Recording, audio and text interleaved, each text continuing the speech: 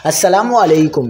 सऊदीया और पाकिस्तान समेत मुतअद्दिद इस्लामी ममालिक में एक ही दिन ईद उल फितर होने का इम्कान। बड़ी खुशखबरी आ गई, शहरी तैयार रहें। क्या आप हालात हाज़रा से आगाही हासिल करना चाहते हैं? खबर के पीछे छुपे असल हक़ाइक़ जानना चाहते हैं? तो अभी सब्सक्राइब कीजिए गिलमिल पाकिस्तान को और साथ ही घंटी के निशान पर क्लिक कर दें।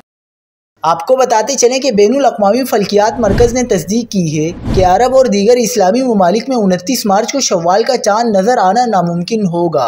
बैनुल अक़वामी फ़ल्कियाती मरकज़ के मुताबिक 29 मार्च को ईद उल फितर का चाँद नज़र न आने की वजह चाँद का सूरज ग़ुरूब होने से पहले ही ग़ुरूब हो जाना है, जिसके बाइस आँखों या दूरबीन से भी चाँद देखना नामुमकिन होगा।